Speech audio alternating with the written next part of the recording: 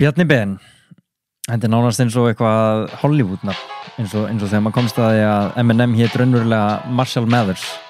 Gæti ég alveg trúið því að Bjarni Ben heiti bara Hafliði Snær eða eitthvað álíka. Hann allan gestur þáttarins, það nóg að vera hjá honum og ekkert endilega meira þessa dagana heldur en aðra. Hann vaknar á ókristilegum tíma og vinnur langt frameftir, en rígheldur í blómarækt í gróðurhúsinu sínu og reglulegar baðferðir, þar sem ríkisvest og ráðherra nær átt. Í þættinum ræðum við feril hans framan af, fótboltann, lögfræðina, námið í Þýskalandi og Ameríku, að verða faðir 20 ára gamall, maraþonhlaup og hvernig stjórnarslit komu í veg fyrir Berlínarmaraþonið. Áhugamálin hans sem eru fleiri en fingurbeggja handa, þar á meðal ljósmyndun, skíði, veiði og píanóleikur, Black Russian tómata, fjölmiðlana, kosningar og að sjálfsögðu pólitíkina. Tiltuðu niður hvað sem þú ert, hvort sem maður út í gróðurhúsi eða í baðkarinu heima hjá þér og opnaði eina ískalda Coke án sykurs áður en þú ítir á play. Coke án sykurs hefur fengið veglega yfirhalningu bæði í útliti jafnt sem bragði. Þið heyrðu rétt, Coke hefur fengið bragðuppfærslu og við leitum til þín að dæma hvort þetta sé besta Coke í heimi. Origo, sem hafa staðið þétt við bakið á þættinum í gegnum tíðina og tímana, bjóð upp á umhverfisvænni fartölvur frá Lenovo. Farin á netverslun.is eða origo.is. Gengur svo vel hjá þeim að þau eiga 2 lén. Til að skoða úrval Origo af slíkum orkusparandi búnaði, því hann er betri fyrir þig og hann er betri fyrir umhverfið okkar. Svo er það AHA-appið sem býður upp á íslenska ralleit til að velja matvörur í körfuna á mettíma. Í appinu getur einnig fylgst með stöðunni á pöntuninniðinni á meðan matakarfan drífur sig heimtíðin á 100% rafmagnsdrifnum bílaflota AHA. Þú getur einnig fengið heimsendan mat frá yfir 100 veitingastöðum á höfuðborgarsvæðinu og ég er ekki að grínast þegar ég segi þetta. En AHA býður upp á himnasendingar með dróna. Það þýðir að þú getur panta mat með drónasendingu í garðintíðin. Eirberg er svo staðurinn þar sem allt sem íþróttahugurinn girnist fæst. One stop shop fyrir heilbrigðan lífstíl. Eirberg býður meðal annars upp á Theragun nuddbyssurnar, en Theragun vörulínan býður upp á 4 mismunandi byssur, allt frá Theragun Pro niður í Theragun Mini. Minibyssan er fullkomin í ferðalagið eða jafnvel langa göngu eða hjólatúr, lítill, nett, öflug og hljóðlátt. Það er lykilatriði í þessum nuddbyssu pælingum.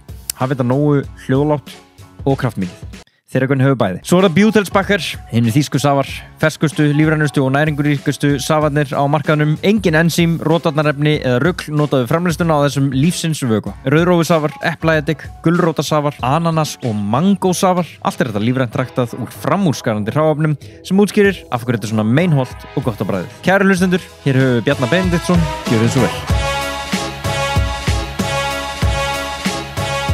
Það virðist vera sem að þú sért með svona nokkra hornsteina í þinni annasömu rútínu og einn af þeim er að vakna snemma, getur það verið?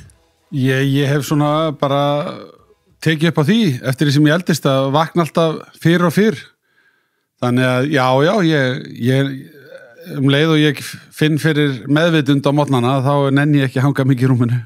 Við erum að tala sko að þetta er mögulega bara farið að dragast yfir í nóttina sem úrst að vakna. Hvenær vaknar til dæmis í morgun? Ég vaknaði í morgun klukkan rétt rúmlega 5. Rúmlega 5? Já. Og er þetta bara venjan?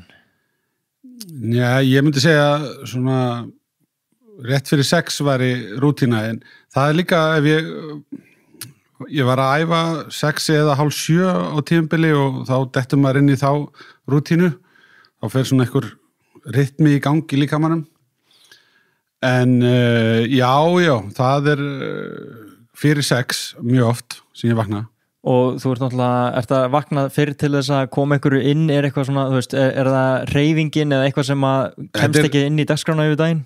Já, ég vaknaði í vetur, ég var nokkuð duglegur að æfa með þjálfara og vinum mínum í allan vetur, svona allavega 3 í viku og þá eru mótnandi besti tíminn, það er ekkert sem að maður er ekki bókaður á mótnana mikið, ekki klukkan 6. Nei, ekki ennþá. Nefni eitthvað svoleiðis. Já, þetta er líka bara mjög góðu tími, þetta er tími þar sem að síminn er ekki að hringja, maður getur hreinsað upp átt að sjá því að einhver var að reyna að ná í mann eða senda manni tölvupóst og lesi blöðin og jafnvel grúskað aðeins, farið eitthvað og skoða dýbra eitthvað sem maður er að hugsa um. Það er ekkit oft yfir daginn sem að ég get bara tekið sig klukkutíma í að kafi eitthvað. Ég yfirleitt bara rifin á næsta fund. Þú ert að tala jafnvel að kafi eitthvað bara vinnutengt eða eitthvað sem er fyrir þig til þess að bara stúsast í? Jú, ég nú kannski, ég var að meina kannski vinnutengt, en svo þetta líka hefur maður áhuga á alls konar hlutum og gleyma sér stundum 1-2 tíma á mótnana í að grúska eitthvað. Einmitt. Eða þú varst að segja þú varst með þjálfara, ertu maður sem mæti bara mest í ræktina eða hver er þín hreyfing? Já, ég reyna að gera þetta í bland sko. Mér finnst það nú ákveðin mælikvarða á hvar ég er stattur, hvort ég get svona þokkalega áreynslulaust skokka í hálftíma, helst í klukkutíma, en ef ég finn að ég er ekki í standi til þess að skokka í hálftíma, þá finnst mér ég vera algjört drasl.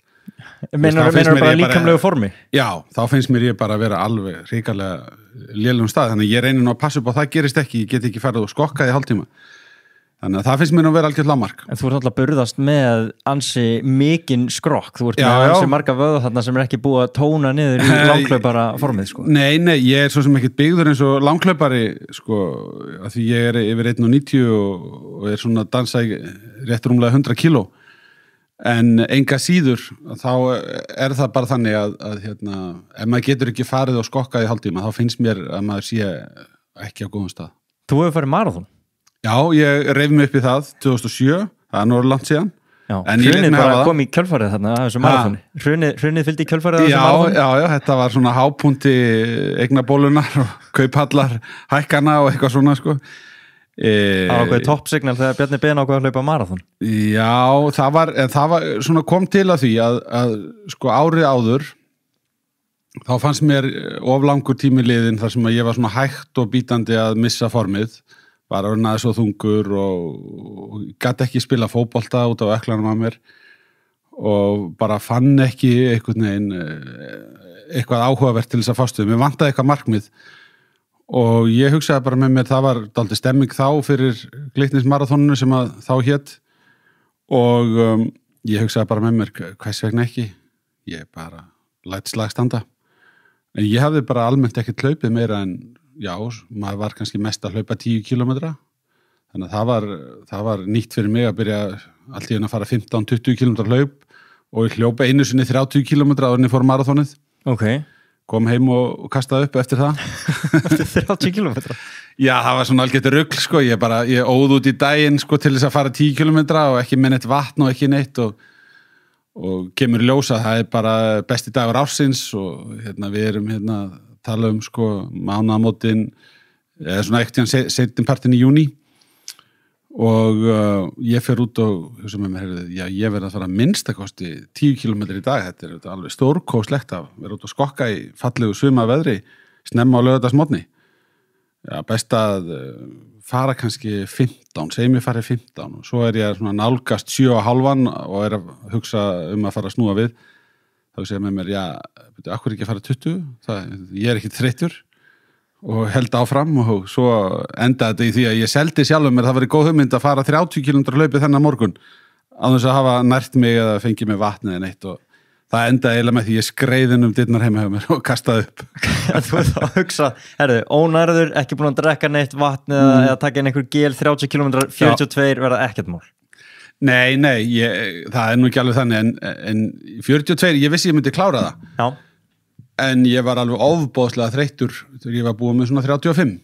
Já, ok, ekki, þó bara 35. Já, ég náði að skokka þetta bara svona í þokkalegu tempói alveg í 30 kilometra það bil. Og ég ætlaði að eiga sko klukkutíma til að klára síðustu 10.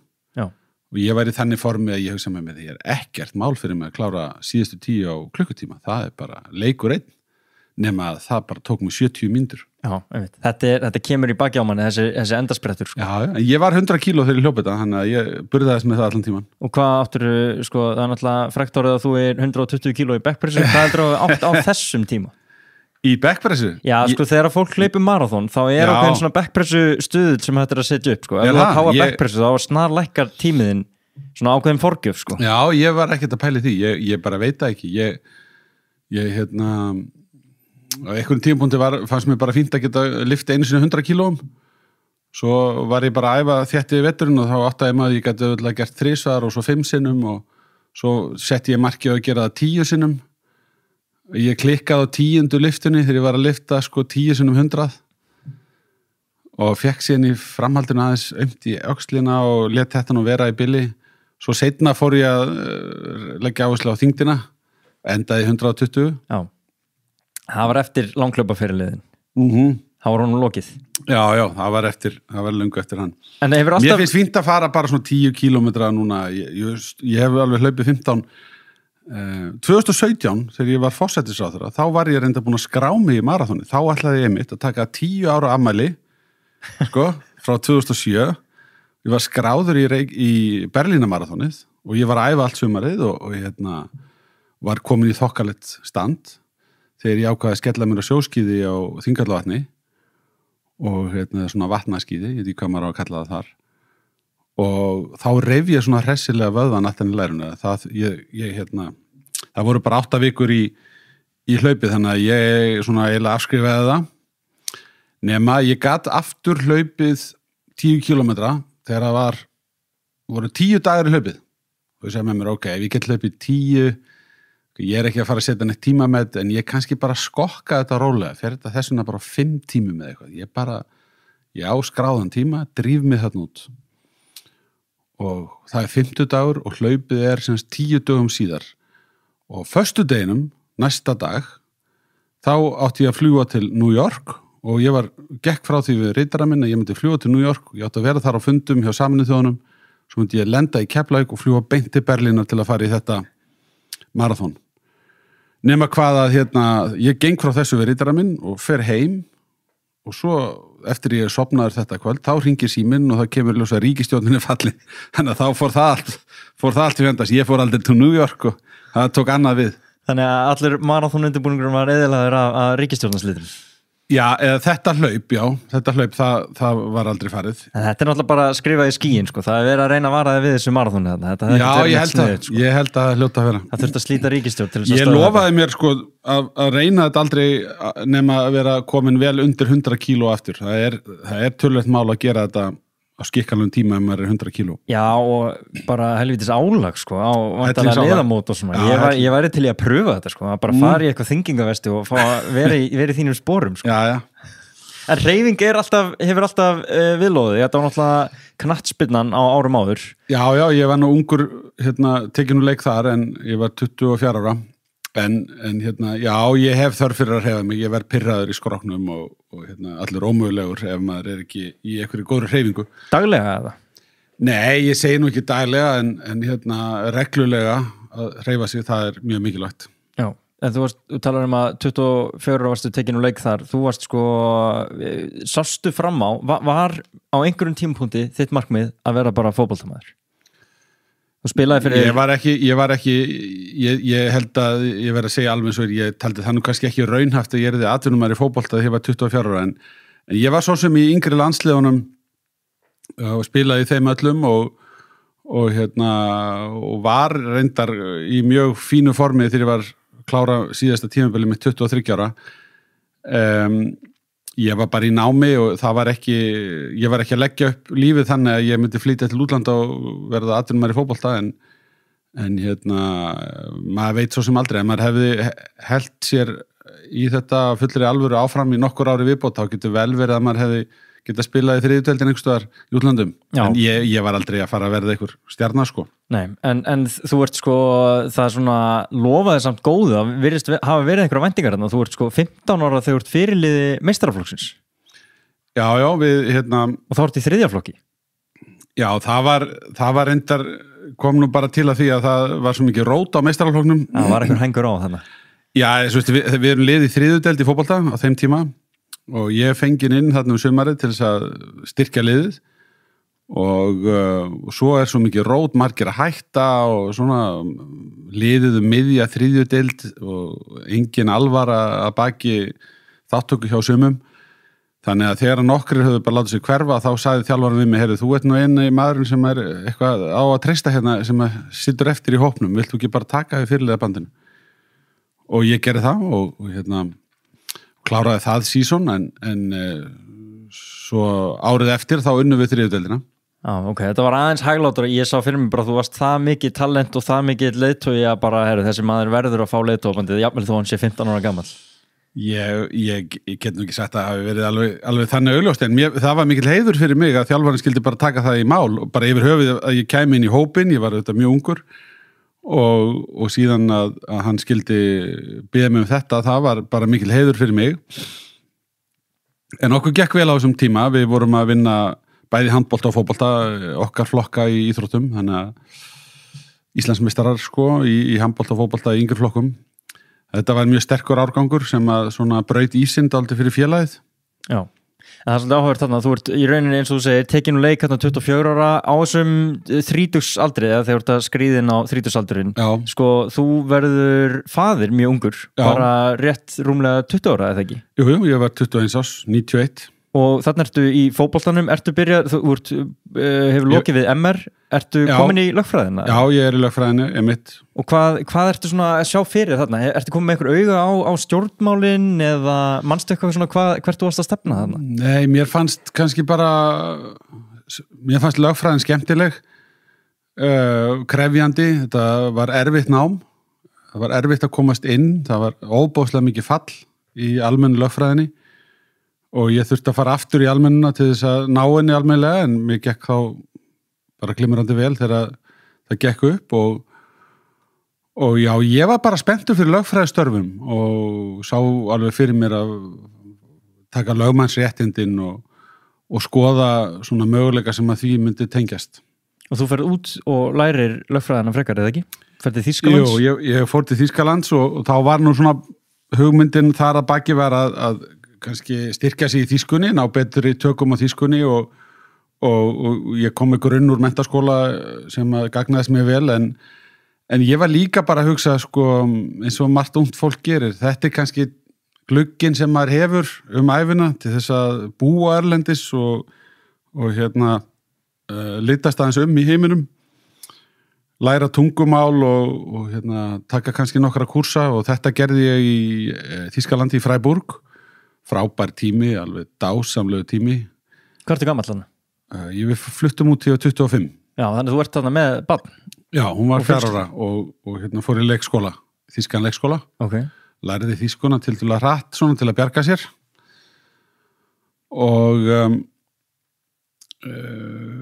síðan í lok eins árs í Þýskalandi eða eftir 1 ár þar þá ákveðum við að söðla og fórum til Bandaríkjanna til Miami og ég tók meistaragráðu þar í svona í raun og veru samanburðarlögfræði sem var líka frábær tími. Óbáslega góð ár og víkkuðu sjóndeildarhingin, maður styrkti sig bæði í ensku og þýsku, gat valið sér marga áhugaverða kúrsa til þess að sökkva sér aðeins í, kynnast ólíkri menningu, kynnast þjóðverjánum, skoða sig í Evrópu, í Bandaríkjónum, þetta mikill suðupottur, Miami, sumir segja þetta sé höfuborg Suður-Ameríku, þannig að Var þetta gaman að vera þarna bara á þessum aldri í Miami? Alveg meiri háttar. En ekkert, ég meina, var ekkert erfitt að bara svona fóta sig, ég meina, með barn og í námi einhvern veginn? Jú, það var svona lítill hópur af Íslendingum sem að voru bæði í skólanu sem ég var í og saman námið meira að segja og þeir voru líka með börn og svipuðum aldrei og ég, þannig að þetta var skemmtilegt samfélag, við erum mjög miklu vinir í dag. Æfingafélagi minn einmitt einn af þeim sem var þarna úti.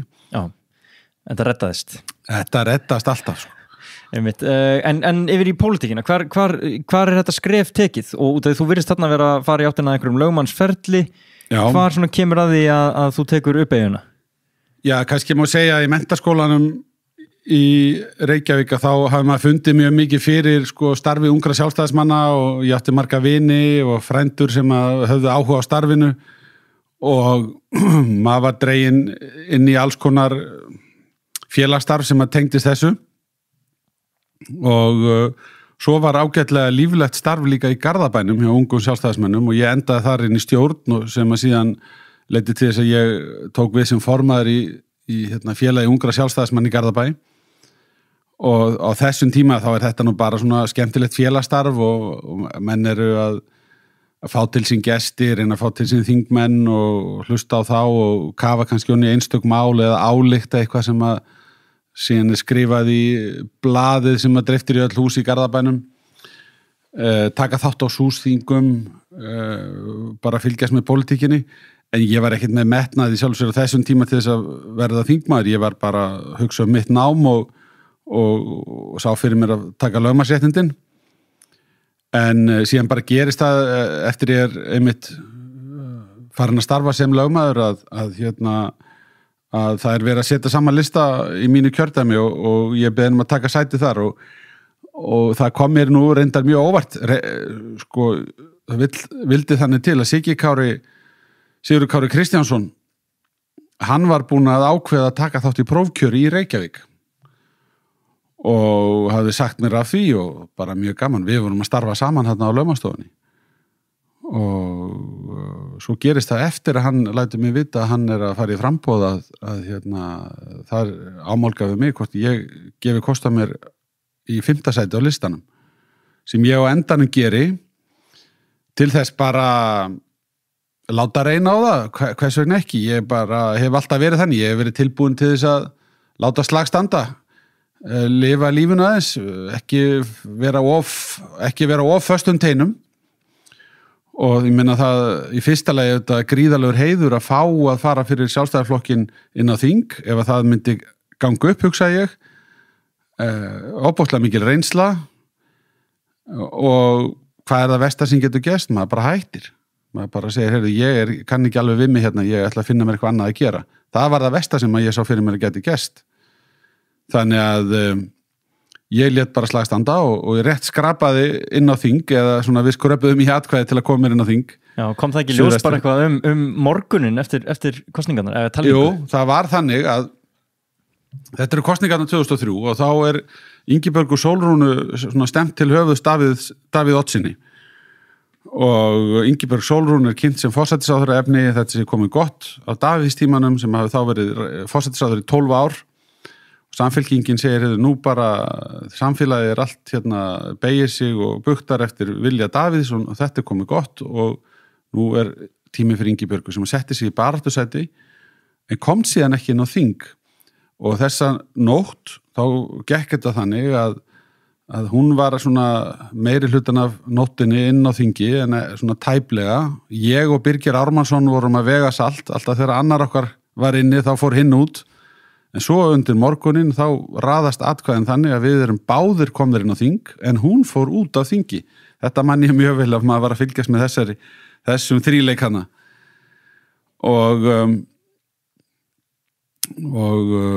mikið drama auðvitað.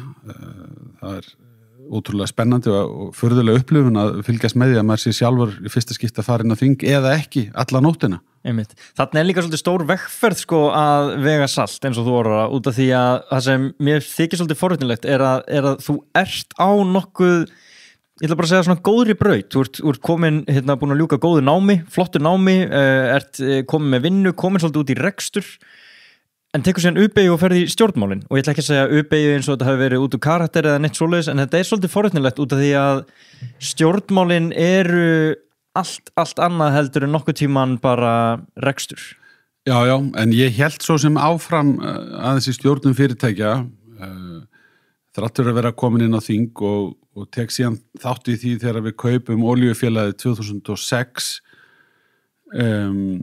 og þá tók ég að mér að vera stjórnarformaður og sameina þarna félög og umbreyta félaginu yfir í N1 og Olíufélagið þá betur þetta sem SO fyrir fólk á mínum aldri. Einmitt, það var SO, gamla SO sem við breyttum í N1 þannig að ég tók þátt í því og það var auðvitað risastórt verkefni sem að ég var að sinna með þingstörunum og var stjórnarformaður í N1 þegar að við förum til alþingiskosningarna 2007 en síðan kemur hrunið og þá raskast alla forsendur og öll okkar plön fari súginn og það fer af stað svona ákveðið björgunleðangur sem að ég sá alveg fram á að ég gæti ekki tekið þátt í og ég sagði mig frá þeim verkefnum haustið 2008.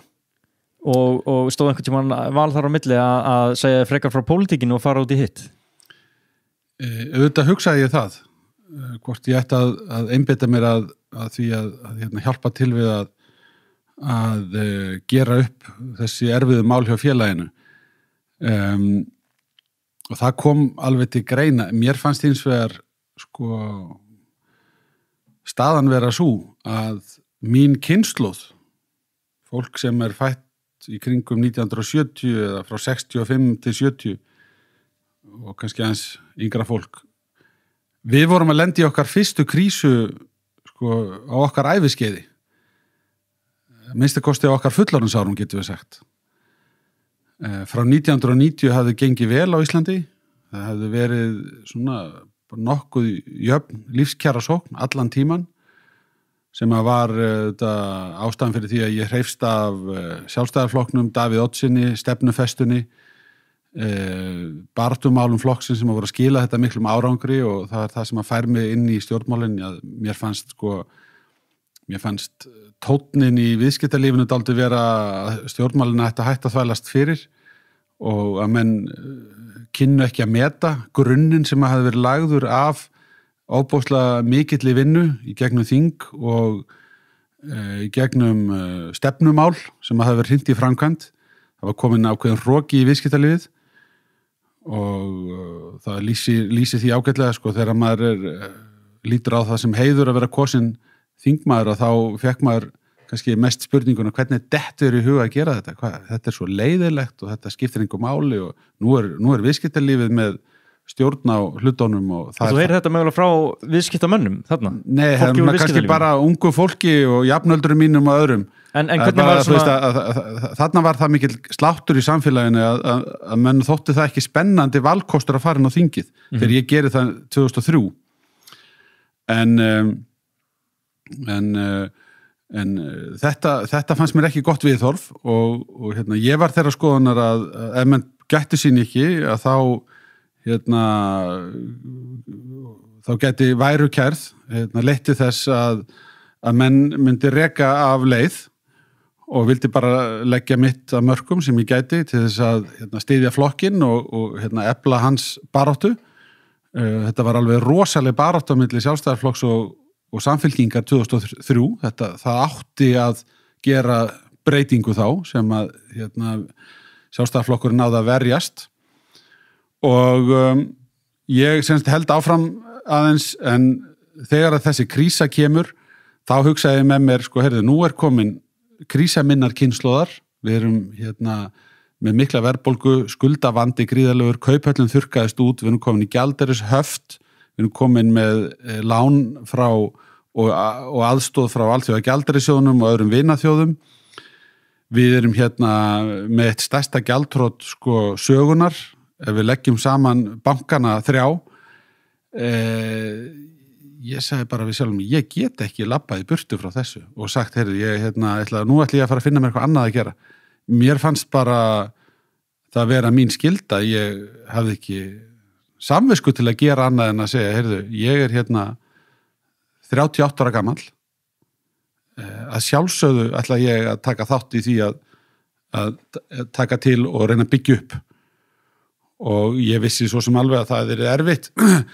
Skömmu síðar þá féll ríkisstjórnin þarna í janúar 2009 og undir lok mánaðar eða réttu mánaðamótin, og Geir Haarde fer í veikindaleyfi, og svo atvikast það þannig að ég er kosin formaður og það er boðað til kosninga vorið, og við erum komin í stjórnarandstöðu, og það var bara kannski eitthvað sem að maður gat alveg gert ráð fyrir eftir alla þá atburði sem að hefðu gengið á. Samfylkingin vildi einhvern veginn fjarlæga sig þessu ríkisstjórnarsamstarfi og skellti allir skuldinni á Sjálfstæðarflokkinn þrátt fyrir að hafa setið í ríkisstjórn í 2 ár, en galt svo kannski fyrir það bara í kosningunum þar á eftir þegar þeim var ítt út úr ríkisstjórn. Þú leitir stjórnarandstöðuna ansi lengi, er mikill munur þarna á bara í þínu starfi að vera í stjórnarandstöðu og ríkisstjórn? Já, það er töluvert mikill munur, en sko ég held að það verði bara að segjast eins og að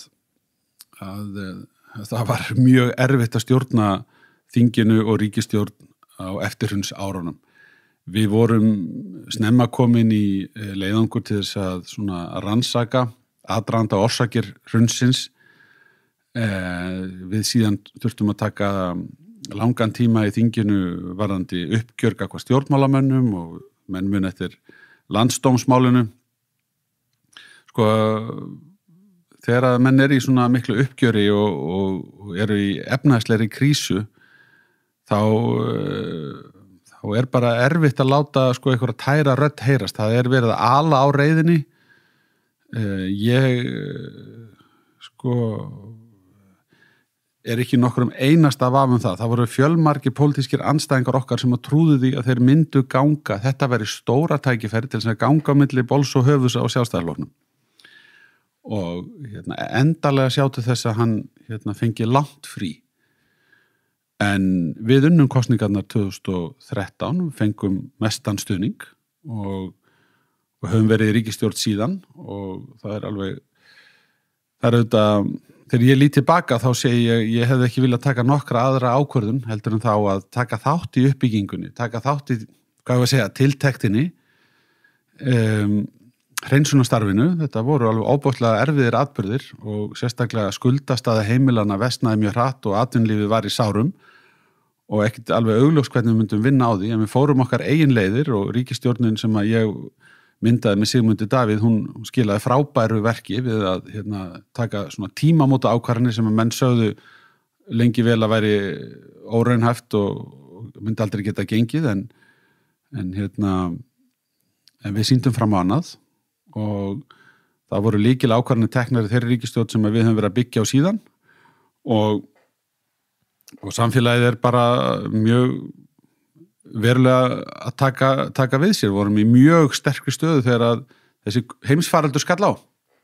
Þannig að það eitthvað, það svona eina betri ákvörðun sem ég tekið æfina. Þrátt fyrir þetta hafi ekkert alltaf verið einfalt. Að það var að helga sér þessu starfi. Það var góð ákvörðun rétt og ég mjög þakklátur fyrir að hafa fengið endurtekið umboð frá mínu fólki, sjálfstæðismönnum, til þess að halda áfram. Ég hef auðvitað þurft að gangi gegnum mínar kosningar í flokknum aftur og aftur og ekkert að þykjast vera fullkomin, en ég hef fengið traust til þess að halda áfram og mér finnst að við höfum unnið mjög gott verk þennan áratug. Þú varst að tala að fara í gegnum þegar koma að þessum efnahagsaðgerðum í tengslu við COVID. Ég var aðeins að forréttast þann tíma hjá þér og bara eins og dagskrána. Þá var bara hljómað þetta þannig að þú varir áfram að vakna á þessum sinnsamlega tíma klukkan 5 en þú varir bara að vinna fram á nótt. Öllu heldur bara að svefnin væri nú ansi skortnum skammtið. Í COVID? Já, og þegar vorum að ræða aðeins áður en byrjum að taka upp, ég var að spyrja hvort það væri mikið að gera og sagði að það alltaf mikið að gera, maður bara fást við mismunandi hluti. Jú. Er þetta starf þitt þessa dagana? Er þetta alltaf, farðu aldrei breyk eða?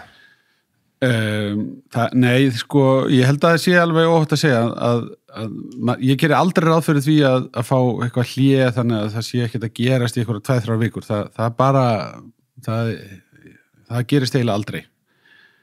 En auðvitað tekið, nokkra daga frí inn á milli, ég ekki að segja það að ég fá aldrei neitt frí, það alls ekki þannig. Og auðvitað ég ekki vakandi fram á nótt og vakna klukkan 5, það ekki þannig.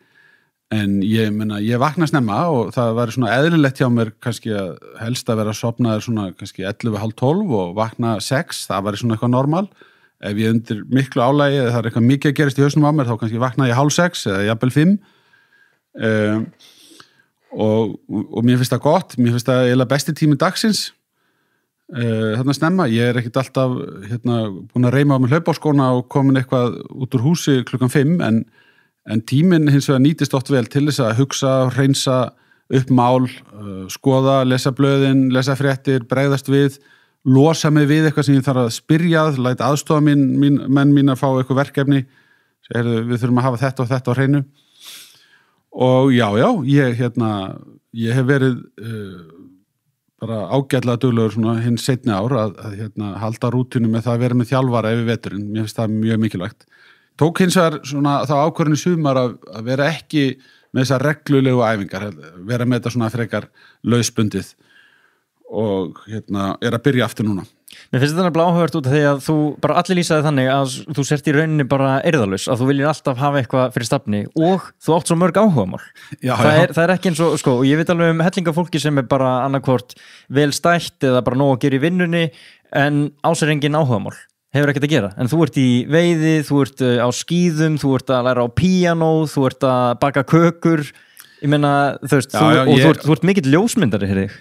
Já, og ég ekkert sérstaklega góður í þessu öllu saman. Ég er til dæmis alveg ómögulegur á píanóið, en mér finnst mjög gaman þegar ég gef mig tíma, þá finnst mér mjög gaman að glíma við að læra einhver lög á píanóið og því miður er ekki með svona þessa nægilega mikla grunnfærni en ég hef mjög gaman að hlusta tónlist og hlusta á alls konar tónlist og ekki síst klassíska og ég hef mikið dálæti á píanóleik.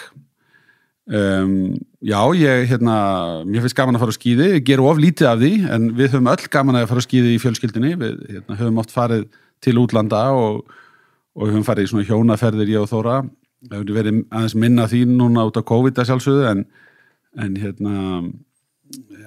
mér langar til þess að eignast fjallaskíði næst, ég hef prófað það sport aðeins en það finnst mér alveg frábært, það er svona saminar eiginlega fjallgöngu og skíðamennsku og Já, ég hef gaman að taka myndir, ég hef alla tíð tekið talsverta myndum og maður átt að segja ekki á því fyrir en eftir á hversu dýrmætt það er og að eiga til dæmis þó ekki væri nema fjölskyldumyndirnar. En svo hef ég bara gaman að taka í svona smá græjudellu og mér gaman að taka fallegar myndir líka. Hvað er það? Bara landslags og... Já, til dæmis ef ég fer að veiða í laxveiða og finnst mér rosalega gaman að taka svona náttúrumyndir. En þú ert ekki að taka bara síman, þú ert alveg með eitthvað græju safni, eða ekki? Jú, ég tek oft með mér svona kanonvél sem ég á og ég á hellinga linsum og stundum því ég er að ferðast þá kaupi ég eitthvað notaða linsu. Já, hvað ert að nota mest? Hver er uppáhaldslinsan? Allir uppáhaldslinsan minn sé ekki einmitt linsa sem ég keypti notaða sem er með ljósop 1.2. Já. Það er kanonlinsa. Væntanlega föst Já, hún er 50 mm. Já. Hún er mjög skemmtileg. Svo á ég á fyrst og næst Canon sem sagt græjur, en ég á líka svona litlar svona handhægar Leica-vélar sem er Hvað einhverju svona nýlegar þá eða? Ég á eina sem að heitir X. Nei, þetta eru digital vélar sko. Já. Ég á eina sem heitir X og er svona alveg ekta til að vera með, hún er með 28 mm linsu sem er ekta til þess að vera með inn í borg eða maður er að fara í fjölskylduboð eða svoleiðis, það er, hún er ekki svona, hún er hvorki fyrirferða mikil eða þungum hálsin eða svona, hvað maður að segja, svolítið svona aggressív gagnvart þeim sem maður er að taka mynd af. Já, mér finnst gaman.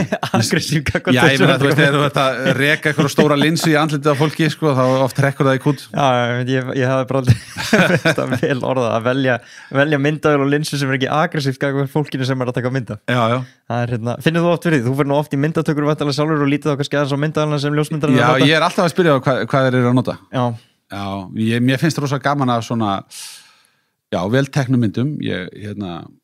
Bara á Instagram þá er ég að fylgjast með ljósmyndurum. Ég fylgi til dæmis með svona náttúrlífsljósmyndurum sem eru ferðast heiminn og opna fyrir manni alls konar víddir. Þetta er ótrúlegt efni, algjörlega ótrúlegt. Náungar, ég segi náungar, þetta er mest kallar sem er í þessu sporti, það er líka konur. Og þetta er ekki bara sport, þetta er atvinna þeirra. Þú lítur nú að vera að fylgjast með Þau eru að kafa á norðurpólnum og þú veist á norðlægum slóðum að finna náhvali og risahvali, stórhveli og synda með þeim. Þau fara niður í Karabíska hafið og eru að skoða hákalla og bara myndirnar, sko, Indlandshafi og héðan og þaðan. Algjörlega ótrúlegt efni sem að þetta fólk er að deila með okkur. Já, og maður áttar sig svona svolítið á því þegar maður skoðar þetta nánar að þegar maður er loksins búin að eignast allan búnaðan sem maður langaði, þá fattar maður þegar maður sér þessa myndir bara nú snýst að koma sér í aðstæðurnar sko, að vera að kafa einhver staðar á norðurslóðum eins og Raxi á Grænlandi eða þess að sko. Hann er dæmum eitt sem ég dáist að. Svo hef ég líka bara gaman af ljósmyndum sem eru teknar svona meira sko, sem listform. Það þarf ekki að vera sko veltekin mynd á ljóni sko til þess að maður hrífist. Einmitt. Það getur verið bara húsuveggur. Já, svona fine art eitthvað. Já, mér finnst það er mjög áhugavert margt og við höfum átt flotta ljósmyndara hérna gegn tíðina Íslendingar sem að hafa verið í listsköpun. Sigurður Guðmundsson, svo dæmis ég tekið, þetta eru flotti hluti sem maður gerir sér ekki grein fyrir hvað menn voru framsæknir með fyrir en að allavega ég komst á efri ár sko. Einhver verk eftir sjálfan þeir sem hanga heimahöður? Já, það er náttúrulega mikið af bara fjölskyldumyndum. Já, ok. Já, það er nú fyrst og fremst það sko. En listsköpunin fær Nei, ekki ég hef nú ekki sjálfur verið í listsköpun í ljósmyndun en myndirna sem ég hef mest gaman af eru bara, myndir sem ég hef tekið í veiði og í gönguferðum og stundu því fyrir gönguferðir við höfum verið í gönguhóp sem að fer einu svona árið, þá hef ég verið hirði ljósmyndarinn oft á tíðum. Já, þannig að það eru til fáar myndir af þér. Það er þannig. Já, einmitt. Þú verðist vera svolítið heldtekinn af áhugamálunum, getur þú tekið undir það? Já, mér finnst það ekkit gaman að vera auli sko, í þessum málum. Maður verður eitthvað að vita hvað maður er að gera. Og eins og kannski núna nýjast blómaræktun, er það eitthvað sem að hringir bjöllum hjá þér? Það kom nú svona dálítið skáinn í tilverunni hjá mér sko. Það byrjaði á því að við Þóra það var komin tími á að taka hans til í bakarannum hjá okkur á lóðinni og vildum laga hans pottasvæðið og vorum í vandræðin með lóðina baka til. Okkur fannst við geta gert þetta betur og búa til smá skjól og geta verið með sólbekk þar og svona þegar það væri gott veður. Og þegar við byrjum að teikna það, þá fór ég að hugsa, hérna er þetta alveg príma staður ef maður væri með gróðurhús. En þannig vill til að mamma og pappi eru með gróðurhús sem að mér hefst dálítið spennandi að fylgjast með og bróður minn hafði fengið sér gróðurhús og var að rækta svolítið spennandi hluti. Og ég hef svona dálítið gaman að þessu, þannig að ég hef sem ég bara fæ mér gróðurhús og við getum notað svona sem skjól til þess að setjast inn með kaffibollan og lesa blöðin eða þetta rækta eitthvað og ég hugsa, sá nú fyrst og fremst fyrir mér til að byrja með að vera með eitthvað svona matjurtir, krydd og svona. En svo kemur gróðurhúsið og maður byrjar að tína þarna inn og maður fer út í blómabúð og þá bara fer maður að fá áhuga á því sem maður sér og allt í henni ég hef búin að fylla gróðurhúsið af alls konar. Ég var með í sumar sko kissuberjatré og sítrónutré og brómber og himber og ég var með... Þetta er ekkert vesen að rækta þetta, þarf ekki að vera með ljósið og hitastíð og allt saman upp á 10? Jú, ég gerði alls konar mistök og lærði heilan helling. Svo var ég með alls konar blóm og fullt af kryddum, þú veist, rósmarín og selleri, ég ætla að segja steinselju og svo var ég með oregano og sítrónumelissu og ég er með fullt af kryddum en það sem ég lærði í sumar að þetta var svona fyrsta heila sumari sem ég er með gróðurhúsið er að það þarf að gefa mjög mikla næringu. Það þýðir ekkert að koma bara með vatnið. Það skilar engu fyrir plöntur sem eru að vaxa svona hratt. Og svo þarf maður að passa sig á alls konar óværu sem maður getur komið upp og fylgjast vel með því. Ef maður gleymir sér í ofmarga daga þá getur til dæmis blaðlús tók yfir plöntur hjá mér og eða lagði í rúst. Ég var bara vakinn og sofinn, ég var að fara miða nætur út og tjekka á blaðlúsinni. Ég var alveg að vera brjálaður að ná ekki að vinna bug á því vandamáli. Ég var farin að handtína einstaka lýsa af plöntunum. Þannig að sko gróðurhúsið er frábær staður, alveg geggjaður. Ég byrjaði með fræ og ræktaði upp fullt af sólblómum sem endaði út í garði hjá mér og þetta var bara mjög skemmtilegt. Ég byrjaði með nánast enga þekkingu á því sem ég var að gera en ég er búin að horfa mikið af YouTube-vídeóm og ég er búin að lesa, ég er búin að koma fullt af bókum og ég er með stapla bókum á náttborðinu hjá mér og ég tek stundum með mér bók út í gráðurhús og tek með mér kaffibollan og grúska eitthvað og svo hringi ég í vin líka, það má gera það. Það má gera það inn í gróðurhúsunum? Já, ég á einn vin sem er með bara alvöru gróðurhúsaræktun og ég get bara hringt í hann og sagt, hvað er að gerast? Ég sendi honum mynd hvað er að gerast á þessari plöntu Hvað gerir maður þegar þetta kemur upp? Fær maður góð ráð? Já.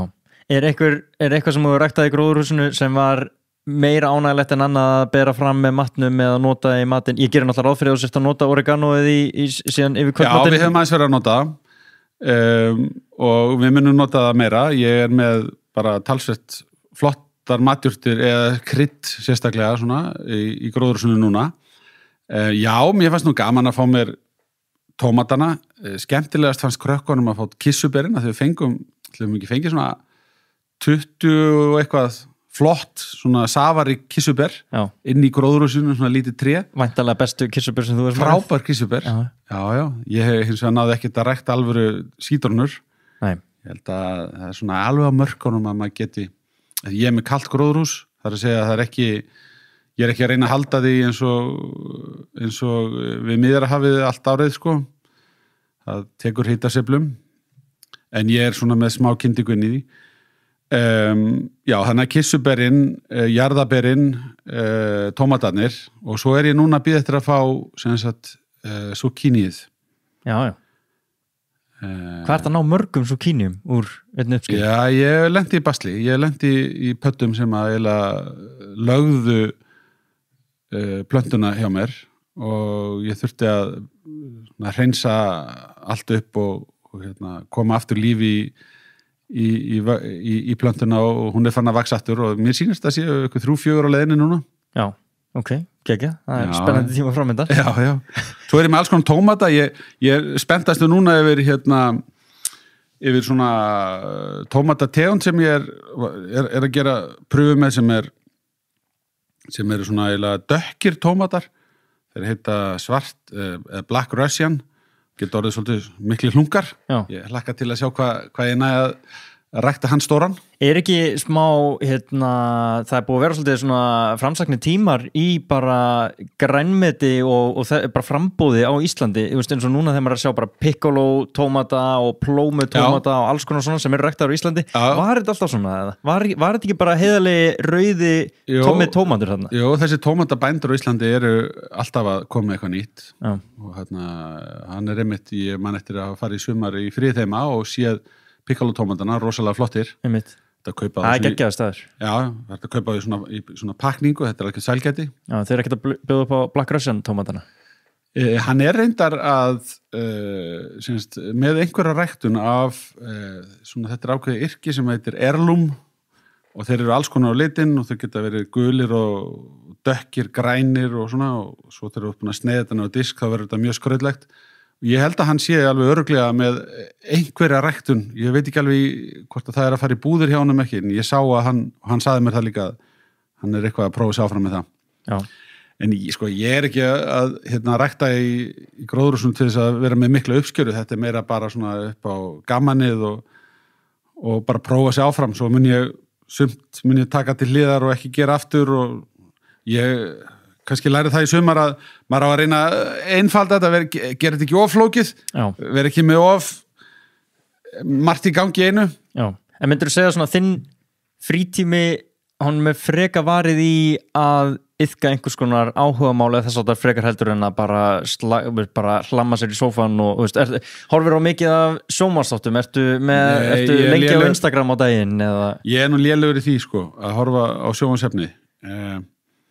Og við horfum eiginlega alltaf minna og minna sjónvarp. Auðvitað eru oft sjónvarpi í gangi kannski síðasta hálftíman sem maður er vakandi, en við erum ekki að liggja yfir sjónvarpsefni, við gerum það ekki. Liggur frekar yfir blaðlúsinu? Já, þá fer ég frekar út í garð og passa upp á plöntunum mínar.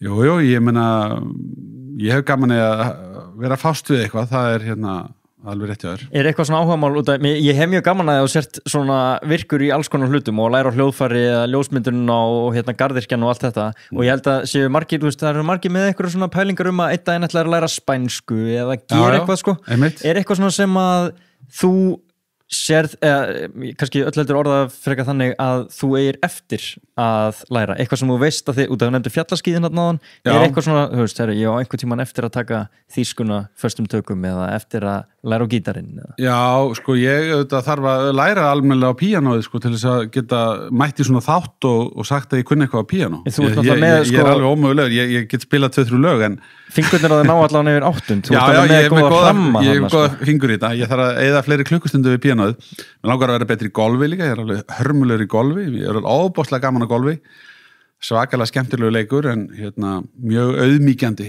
því að maður er ekki, fæðist ekki skapað til að sveifla kilfu, eða allavega ekki ég. Mér langar að læra, ég tengi alveg það sem þú segir, sko, að læra áfram tungumál, þetta er mér mjög skemmtilegt.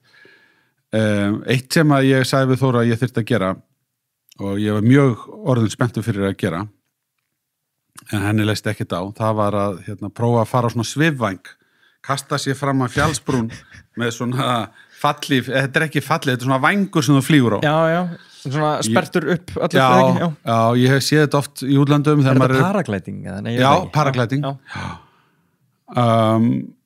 Menn að gera þetta hérna heima og maður sér þetta þegar maður fer á skíði í útlandum að þá, þegar maður er að svona gera sér klárum til að fara niður brekkuna þá kemur eitthvað náungi og kastar upp væng í loftið og svo bara hendir hann sér fram af og maður leggst í jörðina og bara fær í lappirnar, verður lofthræddur bara að sjá þetta en svo er ég búin að hugsa ofta þetta mikið rosalega verið til að prófa þetta en ég þarf að fá leyfi til þess að gera það. Já, þannig það er svona bucket lista dæmi, eitthvað sem var til að testa. Ég er spenntur fyrir að læra aðeins að það ekkert. Hefur þú farið í fallegastök? Nei, ég hef ekki gert það heldur. Ekkert tegjastök, þú ert engin adrenalinfíkill? Nei, ég hef ekki gert það. Nei. En þið langar samt að paraglæta, mér finnst eins og það sé sko, það hættulegasta af þessu. Já, ég bara veit ekki, ég held að þetta sé allt hættulegt og hver veit, ég slasaði mig í fótbolta einu sinni, sko, ég meina. Hvað getur ekki gerst? En þinn svona, út að ég var að tala í byrjun svona hortsteina í þinni rútínu, þú fyrir svolítið í bað? Mikið, já, við erum með frábært baðkar sem ég lagði upp úr að hafa og svo erum við heitan pott líka og ég nota baðið mjög mikið, bæði, ég get alveg enda daginn í baði, áður en fyrir að sofa, ef ég vakna snemma þá fer ég oft líka bara í bað sko, klára, þú veist, þá er ég bara með síman og klára alveg rosa mikla vinnu og næja slaka og það var eiginlega ekki fyrir en þetta var orðin svona rútína hjá mér að ég áttaði mig á því að líklega var ég að leita í baðið til þess að vinda ofan af mér, sko, ómeðvitað. Þú veist, maður sækir í það og mér langar í baðið sko, til þess að einhvern veginn bara slaka á en kannski ómeðvitað sko, var maður undir álagi og var að nota þetta ómeðvitað til þess að svona, ná smá hvíld og það er auðvitað gríðarlega mikilvægt til þess að hreinsa hugan. Það er mjög mikið áreiti, það er ekki bara verkefni sem þú ert með fyrir fram að þig og allt það sem að, sko, þetta er alls konar áreiti. Það er í fyrsta lagi það sem þú vilt gera, það sem að þú hefur sagt við sjálfa að þú viljir koma í verk. Svo er það sem allir aðrir er að biðja þeim að gera fyrir sig í einhverju samhengi. Greiða götu annarra ráðherra, þingmenn að biðja þeim að svara einhverju, útskýra eitthvað og svo alls konar fólk að segja, væri ekki góð hugmynd að hefur þú áttað á því hversu mikið rugl er í þessari löggjöf eða hinni, þarft ekki að laga það. Það er svona ákveðið áreiti, síðan er bara innan ráðuneytisins alls konar verkefni sem að koma bara á færibandi stanslaust og svo er pólitíkin, það er að segja áráðustríðið sem að maður er stanslaust í þinginu, það verið að halda fram hlutum eða kalla eftir upplýsingum og teygja og toga og setja í rangt ljós oft á tíðum sko, eitthvað sem maður er að fást við eða er að gera og það þarf að bregðast við því og svo vilja fjölmiðlar fá sín athygli og maður þarf að vera tilbúin til þess og þetta getur verið uppsafnað alveg hellingsáreiti og þú þarft að vera í standi til þess að takast á þetta. Þess vegna er mjög mikilvægt að huga heilsunni, passa mataræðið, hreyfa sig, losa spennuna og hafa kollin í lagi. Þú getur ekki bara verið eins og sko, tekketill alltaf á eldinum og svo bara stendur gufan út úr eyrunum að þér sko, endalaust. Þú þarft aðeins að geta tekið ketilinn af sko. Og þess vegna fer ég stundum í bað bara, þú veist, það svona kyrrðastund, mjög gott. En ekki líka, þú veist, eins og þetta sem við talum bara alls konar áreiti, alls staðar að, ég meina fólk vil á sérta okkur ákveðum, það er verið að bjóða þér hingað og þangað hvort sem er viðburðir eða fundir eða þess áttar, síðan er það fjölmiðlar, athygli, síðan er það árás frá öðrum flokkum, áróður úr öðrum áttum, ekki bara ykkar áróður sem þið eru að koma í gegn, þarft ekki að einhverju leiti, bara svolítið að brynja þig gagvart bara því sem er í gangi? Ekki spurning, og ég hef séð fullt af þingmannum sem að bara ég segi fyrir mitt leiti eiga mjög erfitt með þetta og bara byrjar að líða illa og einhvern veginn smá sem bara brenna upp og bara finna sig ekki og það er bara mjög skiljanlegt. Þeir ná ekki að byggja þessa brynju. Sko, þú mátt ekki byggja brynju þannig að þú sért algjörlega ótengdur. Sko, þannig að þú bara skynjar ekkert og skiljar ekki strauman í samfélaginu og áttir ekki á því að það eru allir farnir að öskra þig. Og þú ert bara ég er nú bara með brynju fyrir svona lagað sko, ég ætla bara að halda mínu striki. Maður þarf að hafa sko einhverja síu en maður verður auðvitað að hleypa einhver í gegn og hlusta, það þarf að hlusta og skilja hver er hjartslátturinn í þinginu, hvernig er rétt að bregðast við. Sömu málum þarf að sýna alla athygli, það geta komið mál þar sem að þú þarft að ýta öllu út á borðinu og setja alla athygli í, bara það eina mál, af því að ef það klúrast þá er allt farið til fjandans. Þannig að þetta er jafnvægislist að hleypa ekki öllu og taka ekki allt inn á sig. Þú þarft líka að gera þig grein fyrir því að þú ert opinber persóna sem að er hvortveggi senn, bara manneskja, en hins vegar sko í hlutverki, í embætti, í hlutverki sem þingmaður eða ráðherra, í mínu tilviki formaður í flokknum og maður þarf að geta sinnt hvort tvekja og við erum ekki eins og byrja að ræða fjölskylduna. Ég hef verið alveg 4 börn og það þarf að reka heimili líka og maður þarf einhvern tímann að hafa eitthvað til þess að gefa af sér þar og það er nú oft kannski það sem að misferst í þessu öllu að gefa því eitthvað forgang. Svo maður vini og foreldra og svona, einhvern veginn verður maður að lífið er nú ekki mikið svirð að lifa ef maður setur allt þetta án í skúffu. En þú sækir samt í þetta? Já, ég reyni að finna jafnvægi og ég á mjög góðan maka sem að hjálpa mér í gegnum þetta. Já, hefur einhvern tímann hugsað bara, þetta er ekki, hvað segir maður, sustainable, það er ekki hægt að halda þessu áfram endalaust. Það held ég allir hafi gert sem að eru í svipari stöð og ég að það koma svona tímabil en ég læri það yfir tíma að þetta gengur svona í bylgjum og auðvitað hefur maður oft hugsað að það sé of miklu fórnað. Þú veist, þegar dóttir mín segir, þú varst alltaf vanur pappan en að koma með mér í sund. Hvað gerðist, sko? Akkur hefur þú ekki nefnt að koma með mér í sund? Þá bara allt í henni áttaði maður, já, ég er bara búin að vera ég er bara ekki haft neitt að gefa núna í eitthvað tíma, sko, þegar ég kem heim. Ég bara, þú veist, ég vil bara, fara bara út í gróðurhús og loka hurðinni. Já, skilurðu? Ná áttum. Já, þú veist, þá er maður ekki með mikið til að gefa, maður þarf aðeins að endurhlaða sig. En er það ekki líka þannig með þitt starf að þú ert einhvern veginn þú getur aldrei stimplaði út, þú ert alltaf Bjarni Ben, þú ert alltaf bara opinber persóna? Jú, ætli það ekki, það er ekki að því ég vilji hafa það þannig, en ætli það sé ekki staðreynd að þegar maður hefur verið lengi í kastljósinu þá sérstaklega fólk sem ekki þekkir mann, það sér kannski bara ráðherrann, sko. Einmitt. Er ekkert, já, ég held að kannski almenningur gerir sér ekkert grein fyrir því einmitt að sko, þú veist, ef það sér þig þá er það alltaf, þú veist, þú ert alltaf, það er alltaf verið svona svolítið að taka þig út, býst ég við.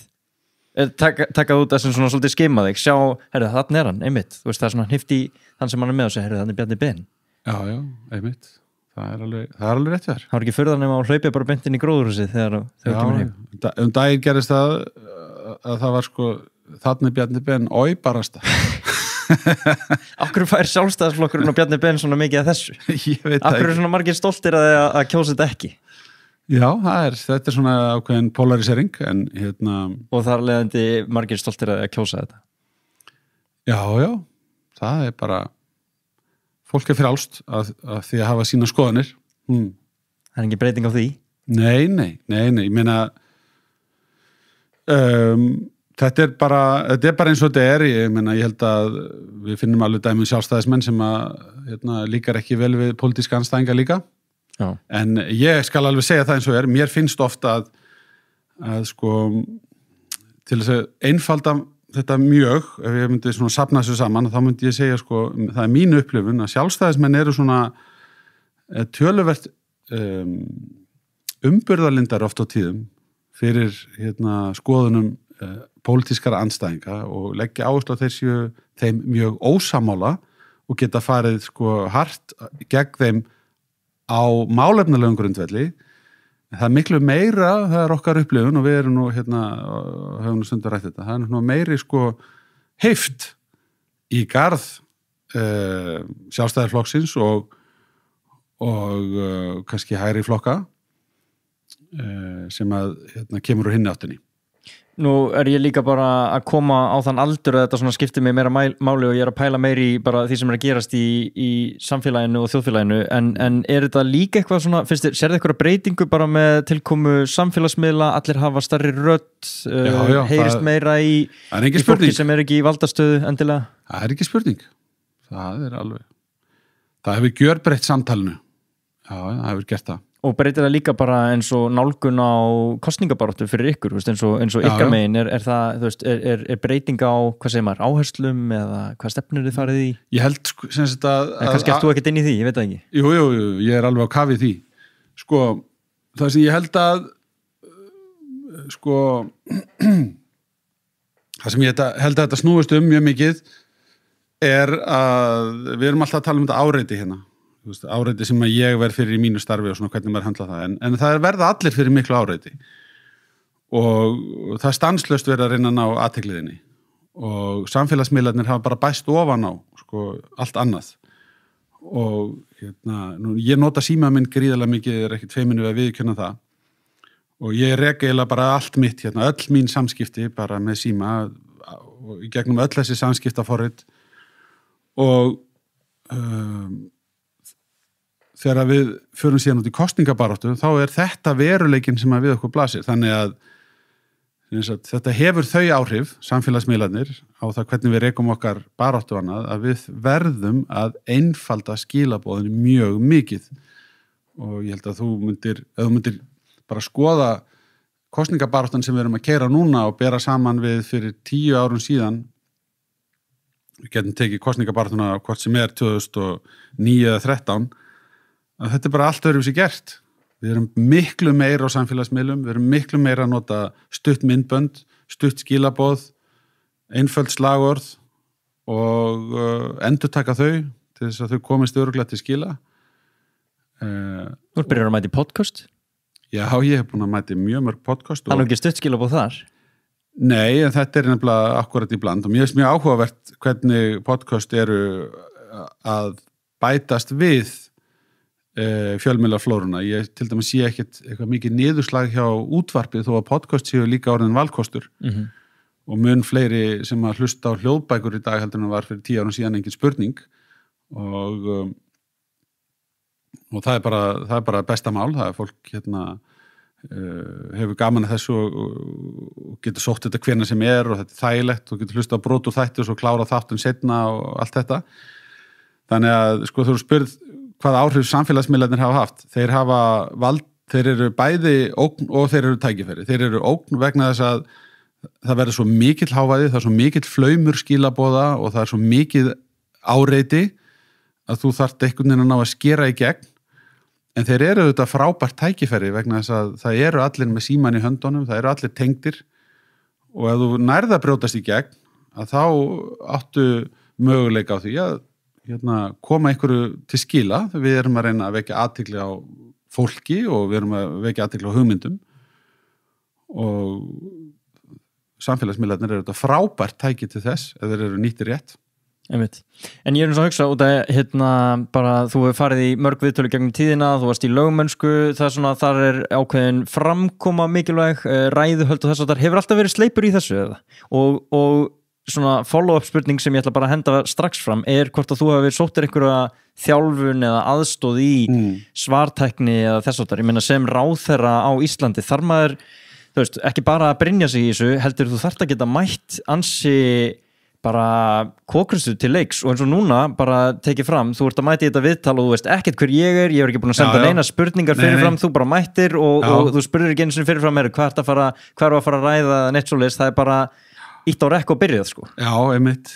Sko, eins og ég sagði í upphafi þá hafði ég gaman að pólitíska starfinu og félagslífinu kringum það og ég hafði mjög gaman, ég hafði algjört dálæti á því að horfa á Davíð taka pólitíska andstæðinga í gegn í sjónvarskappræðum og svona það var mér fannst nánast bara hægt að poppa þegar Davíð var að fara mæti sjónvarssal fyrir kosningar það var unun á að horfa hvernig hann náði að gera andstæðingu sínum erfitt fyrir og koma með skýr skilaboð þannig ég var ungur með áhuga á þessu öllu saman en ég hafði það ekki í mér að standa upp og flytja ræður og ég fór á mörg ræðunámskeið bæði svona vettvangi sjálfstæðarflokksins og í skólanum mann í lagadeildinni mér sér fór ég á ræðunámskeið og mér fannst mjög mikið gagna því og ég hafði áhuga á því líka að læra fundarsköp á þeim tíma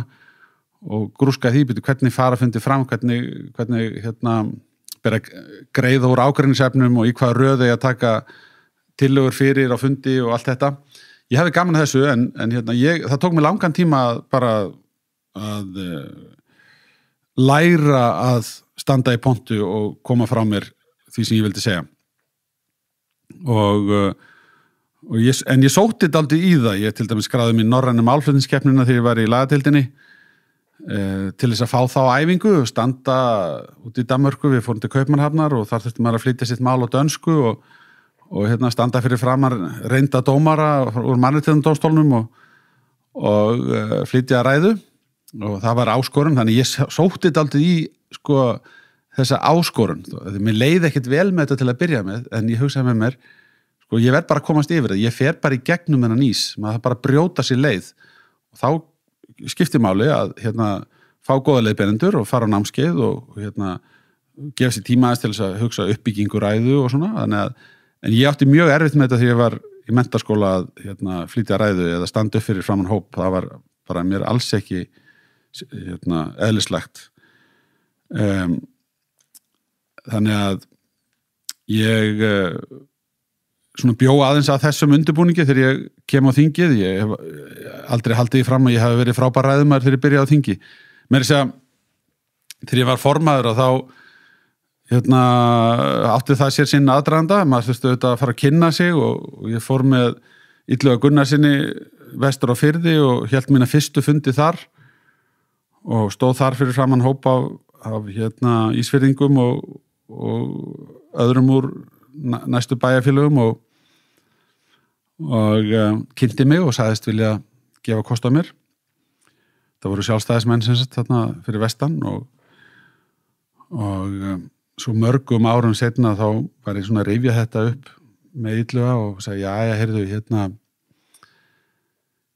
maður hendi sér bara út í djúpulögina þarna, manstu þegar við fórum vestur og maður var bara allt í einu staddur í framboði, rosalega átti þetta sér stuttan aðdraganda og ég var nú halva óöruggur með þetta þegar ég flutti fyrstu ræðurnar á þessum fundum hvernig ég ætti nákvæmlega að nálgast þetta en þetta gekk einhvern veginn og þá sagði Illi, já mikið rosalega varst við lélegur maður þú varst alveg, ég man hvað ég gat ekki sagt það við, þetta var alveg ferlega slaftjáður hann á Ísafirði. Þannig að þú er komið langa leið síðan þá. Já, ég meina, ég held ég hafi svona smá samastyrkt mig, ég meina, ég var ekkert hörmulegur í að koma fram, ég meina, þetta slapp allt saman, en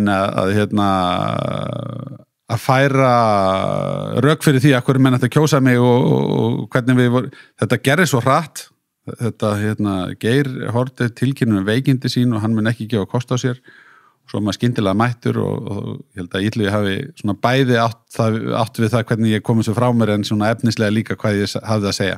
En síðan þetta rosa mikilvægt, ég meina eins og þú getur kannski hjálpað mér að rifja upp hvernig þetta nákvæmlega var, en 2013 þá var alls óvíst hvort að þú myndir bara hafa nægt fylgi til þess að halda áfram sem formaður Sjálfstæðisflokksins, eða ekki? Jú.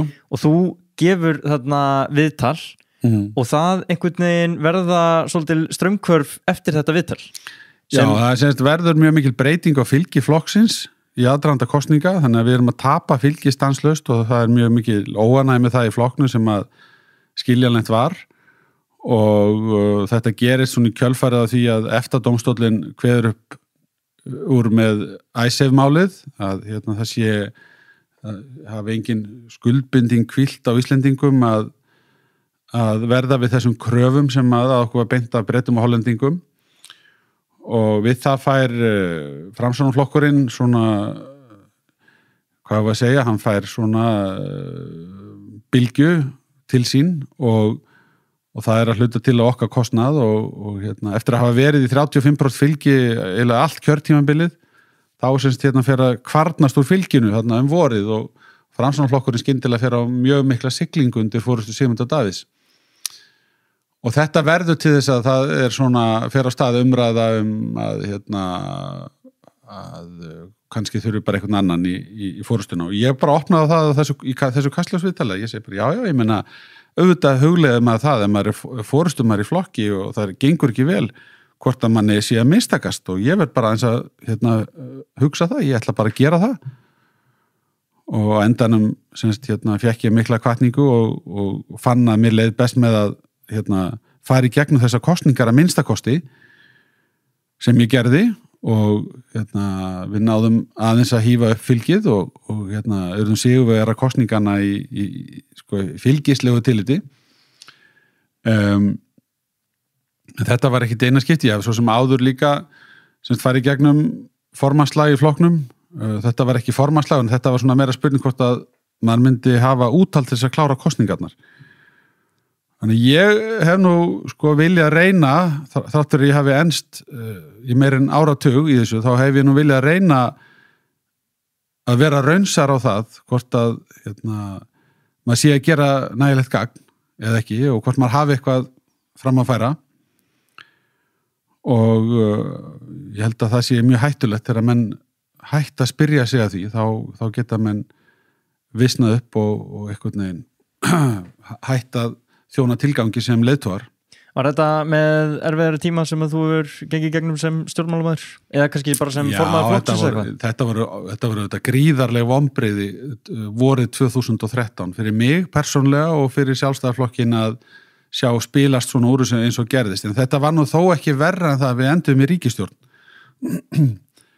og þetta er svona einn af þessum atburðum á þessum ferli sem að það sem að reyndi á líka ég meina maður að taka eitthvað frá þessu það er meðal annars það gefast ekki upp láti ekki hrekja sig úr stóli bara út af tímabundin óánægju ég meina þú verður að hafa trú að því sem þú ert að gera og þú verður að geta svara því játandi hvort þú hafir eitthvað fram að færa og getur undið ofan að þessu og ætlar að sækja fram hafir eitthvað erindi ef þér líður ekki þannig þá er þetta bara búið en ég sæki auðvitað sannfæringuna hingað þú veist, í brjóstið á sjálfum mér og meðan að hún er til staðar þá er ég tilbúin til að taka slaginn og það var þannig þarna og ég tel að við höfum spilað vel úr stöðunni síðan þetta hafa verið óvanalegi tímar í íslenskum stjórnmálum það er allt annað flokkaminstur núna heldur en var þegar ég byrjaði eins og ég rakti áðan með samfylkingunni 30% og þar var verið að segja það var komin tími til að samfylkingin tæki við sem leiðandi afl í landinu en þetta er allt öðruvísi landslægi dag eins og við þekkjum fleiri flokkar og fylgið að dreifast mjög mikið og þegar ég lít tilbaka þá er þetta einn af svona atburðunum sem að skipti máli og það skipti máli að mér finnst ég að tekið rétt ákvörðun að halda áfram en öllu skiptir fyrir mig að þetta stóra samingi sem að ég rakti áðan að þessi krísa minnar kynslóðar langmesta krísa minnar kynslóðar við höfum komist út úr henni og við erum að mínu áliti töluvert mikið sterkari heldur en var fyrir þá krísu.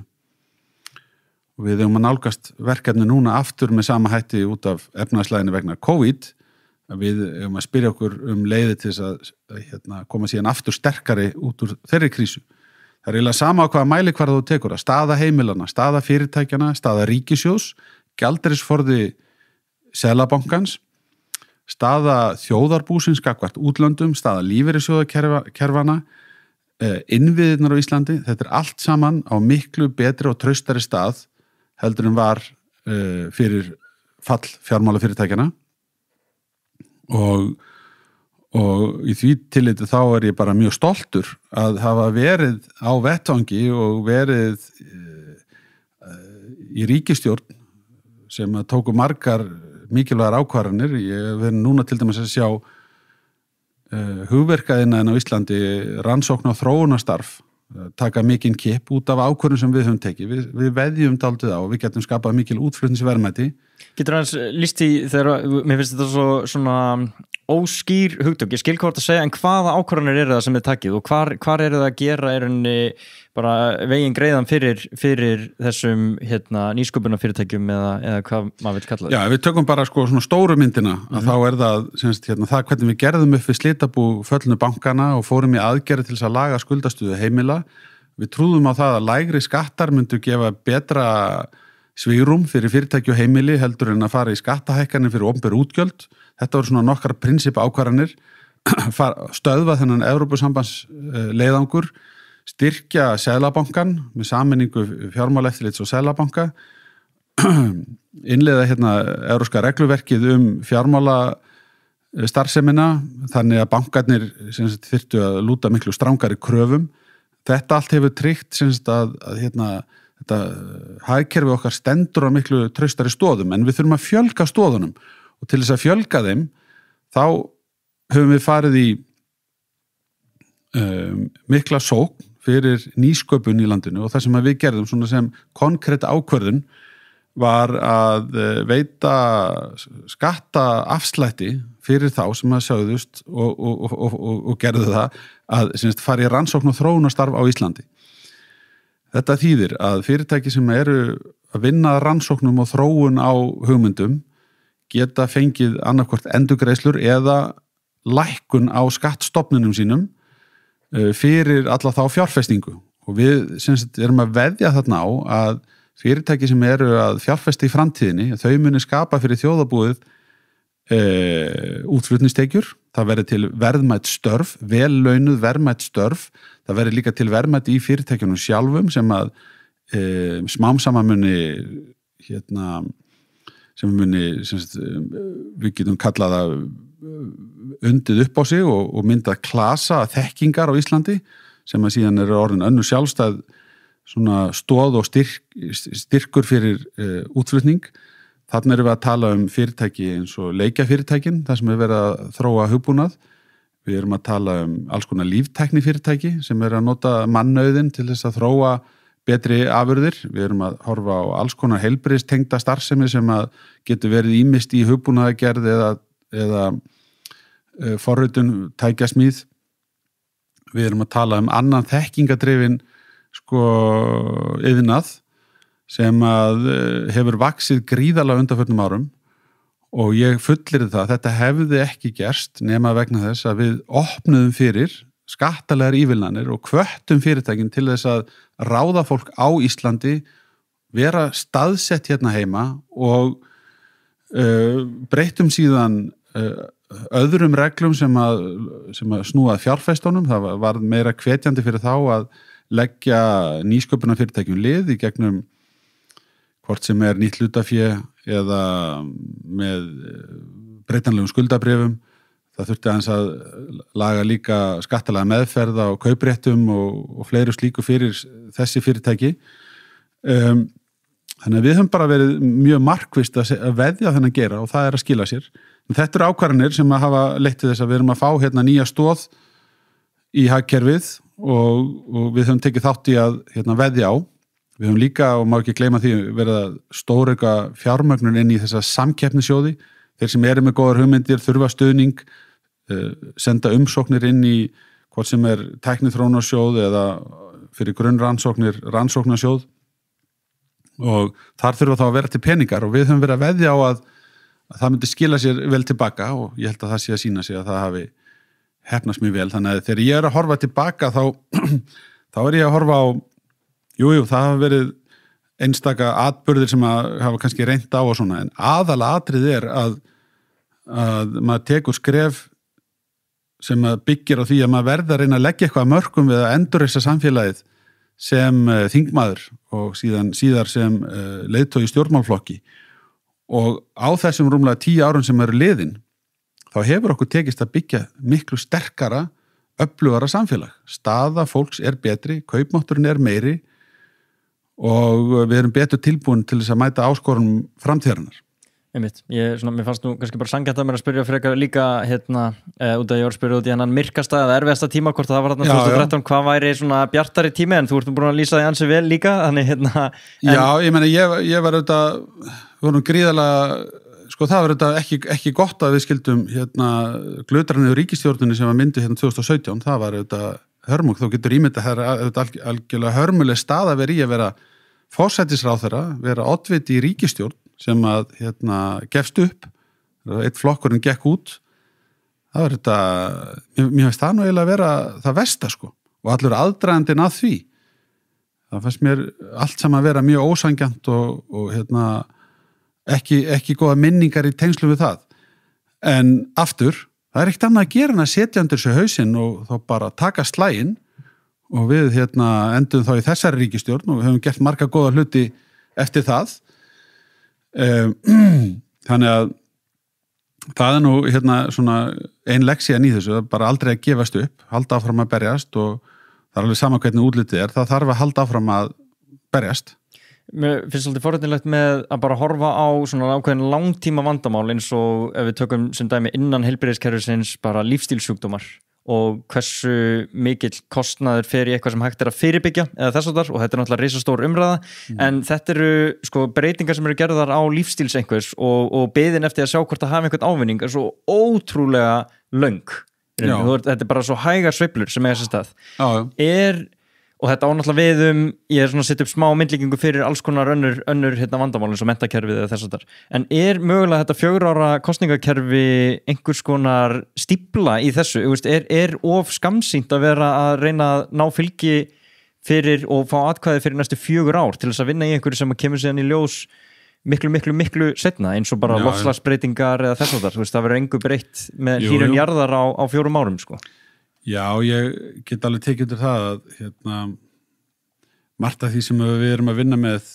kallar á meiri langtíma sín og við höfum ekkert endilega verið mjög góð í því Íslendingar og á Alþingi að horfa til lengri tíma. Við erum með önnur ríki, sem að taki kannski dálítið öfgakent dæmi, Kínverjarnir eru ofta að hugsa til 50 ára og jafnvel lengri tíma inn í margar kynslóðir fram í tíman.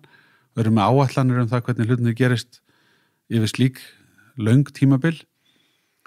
Við erum samt að verða betri í þessu og ég myndi bara nefna einmitt fjármálin sem dæmi það. Við erum að ræða miklu meira núna 5 ára áætlun. Við vorum að leggja fyrir þingi núna 30 ára svona sín. Hvernig þetta virðist lítið út til 30 ára og það að takast betur. Ég held að væri ekki freistandi og það fyrir þá sem að hafa náð völdum að segja, væri ekki gott núna að við myndum bara að hafa völdin í 6 ára eða eitthvað. Þá held ég að þetta sé alveg óvittlaust fyrirkomlega 4 ára kjörtímabil. Já, lýðræðið hotsteinin í þessu öllu. Það að segja, að fá umboðið og sem betur fyrir hefur kosningaþátttaka á Íslandi í alþjóðlegu samhengi verið góð. Hún hefur aðeins dvínað en það ekki öll nótt út enn, vonandi fá við góða kosningaþáttöku núna.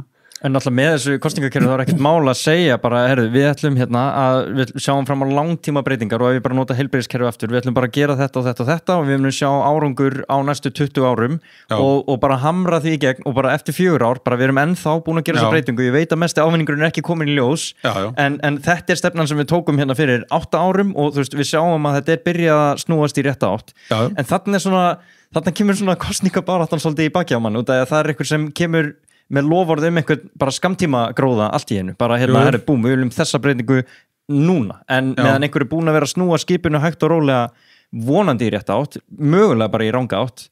Ég held að þetta sé alveg rétt hjá þér, en á endanum þá held ég að þetta muni bara ráðast sko af því að kjósendur eru ekki kjánar. Nei.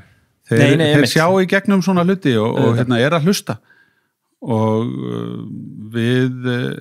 við komumst alveg gegnum það áskorunum sem að tengjast þessu. Það vel hægt að ræða hluti varandi langtíma þróun í loftslagsmálum, það gera sér allir grein fyrir því að þetta verður ekki leyst á skömmum tíma. Þú nefnir lýðheilsuna, ég verð nú bara að skjóta því hérna inn, sko, það nú eitt helsta áhyggefni finnst mér fyrir okkur sko, í heilbrigðismálum, það hversu lýðheilsu okkar að hraka. Það bara alvarlegt mál, sko. Og það þetta nota marga mælikvarða það, við getum bara notað sko, áunna sykursýki eða bara ofþyngd sem vandamál almennt, lyfjanótkun sem að tengist lífstílssjúkdómum,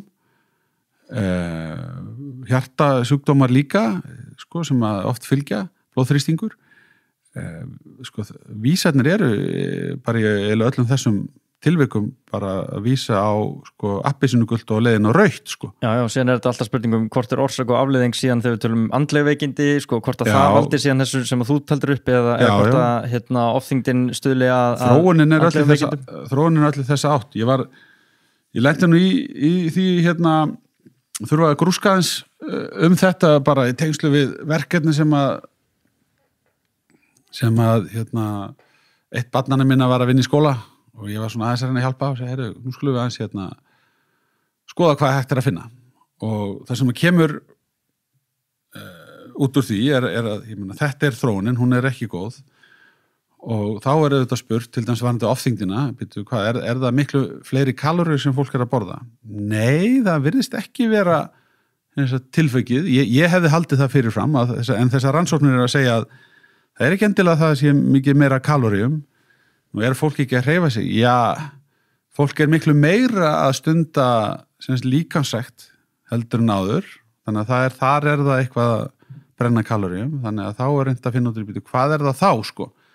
Jú, það það að dagleg hreyfing bara í störfum orðin svo takmörkuð. Þú ferði í ræktina, þú ferði hálftíma á hlaupabrettið, en það líka það eina sem þú gerir allan daginn, sko.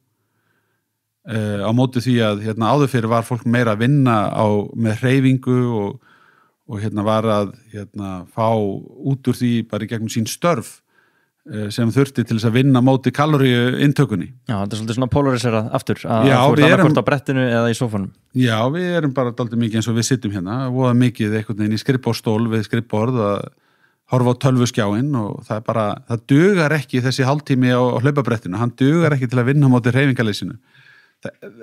Ég nú bara svona deila einhverju sem ég skrapaði saman á skömmum tíma þegar ég var að hjálpa til við þessa ritgerð, en ég held að þetta sé bara svona og við þurfum miklu meiri hreyfingu og þurfum miklu meiri meðvitund hollt og gott mataræði og þarna hægt að spara alveg gríðarlegar fjárhæðir fyrir heilbrigðiskerfið og sem að auðvitað mestu skiptir, það ekki sjálfur sér krónurnar sem fara í heilbrigðiskerfið, það bara lífsgæðin sem að við getum fengið fólk á landinu með því að gera nokkrar lífstílsbreytingar.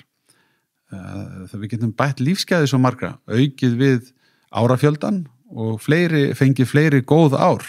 Já, einmitt. Það tvennt ólíkt, fjöldi ára og gæði. Já, við erum alltaf mikið í því að bregðast við þegar allt komið í óefni, það bara starrend. Já, og það svona líka það sem ég var að tala með þetta 4 ára kerfi, sko, hvort að þessi freistandi að lofa einhverju sem að sést bara á 4 árum en þetta erfitt jafnvægi. þú veist, ég er ekki að segja að það myndi skipta öllu hvort þetta eru 4 eða 5, sumstaðar er þetta 5 5 ár en svo fyrir þetta í öfgani hinn áttina, mann sýnist eins og kosningabaráttan í Bandaríkjunum sé alveg 1,5 ár og svo kemur 4 ára tímabil sem að endar kannski bara í raun og veru sem 2,5 því að svo byrja kosningabaráttan. Einmitt.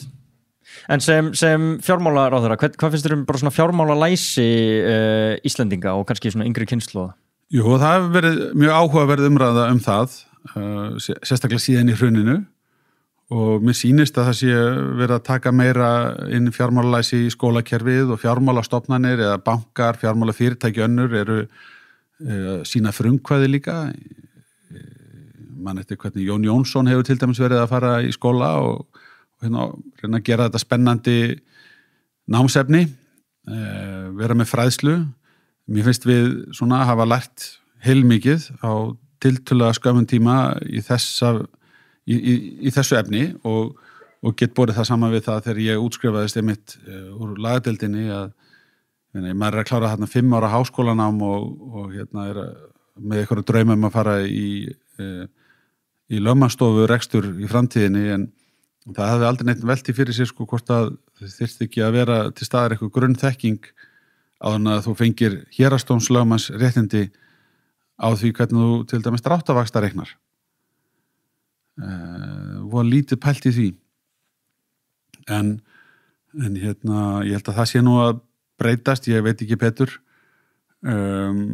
Fjármálalæsi hefur skánað en er mjög mikilvægt. Þetta eru oft á tíðum gríðarlega stórar ákvarðanir sem að ungt fólk er að taka, til dæmis í húsnæðismálum og sparnaður.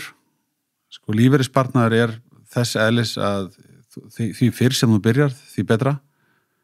Þú færð uppsafnaðan ávinning og það er mjög slæmt þegar fólk er að átta sig á lögmálunum sem þetta gilda þegar það er komið langt yfir miðjan aldur. Einmitt. Er það ekki, já, það er svona svolítið súrt sko að þetta skiptir mann svo ótrúlega miklu máli, bara peningastaða manns í gegnum lífið og bara fjármálalæsið, að þetta sé ekkert inn í grunnskólunum eða að þetta sé í rauninni bara eitthvað sem þarf að erfast í gegnum bara fjölskylduræðina eða að þú lærir af legnum fyrir ofan þig. Ég tek undir það, ég til að þetta sé ákveðið svona lífsleikni mál sem eigi að vera inn í grunnskólakerfinu og svo áfram eftir í hvað menn vilja fara djúpt. Það þurfi ekki allir að konar dráttavast að rekna þegar þeir eru 13 ára en þar á þetta verða eðlilegu hluti af tilverunni að skilja þessi lögmál. Oft eru krakkar að reka sig á þetta bara eftir eitthvað slæma reynslu eins og smálánin eru dæmum algjörar hörmungasögur þar sem að fólk er ekkert að átta sig á því hvað það er að undirgangast varandi vexti og endurgreiðslukostnað og bara lántökukostnað og endurgreiðslubyrðina af lánum, hver lántökukostnaðurinn er í heild. Ég man nú eftir einni svona harðri leksíu sem að eitt af börnunum mínum fór í gegnum, það sem að var ágætis fjármálaskóli, þá erum við að fara til útlanda og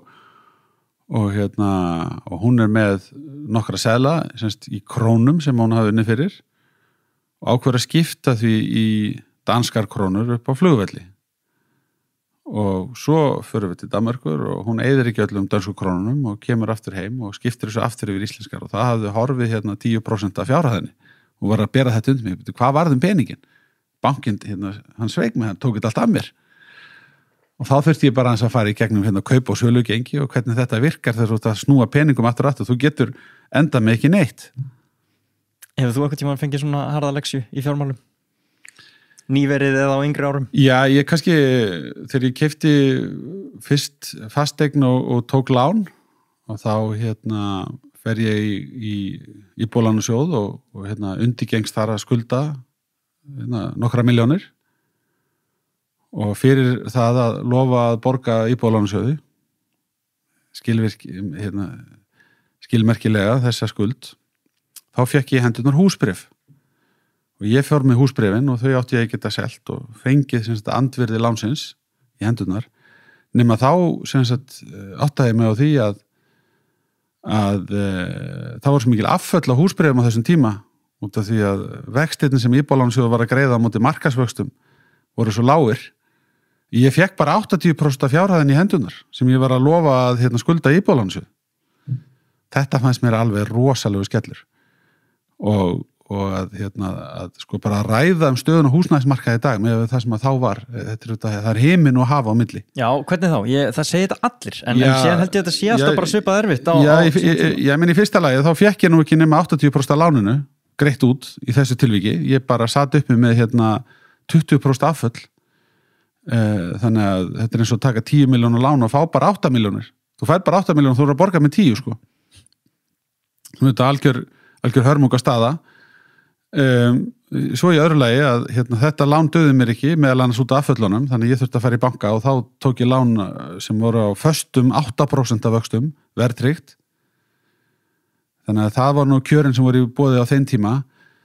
Síðan róaðist hagkerfið og það dróu spennu og vextir lækkuðu og nokkurum árum seinna, það liði ekki mörg ár og þá áttaði ég mig á því að ég hafði tekið bílalán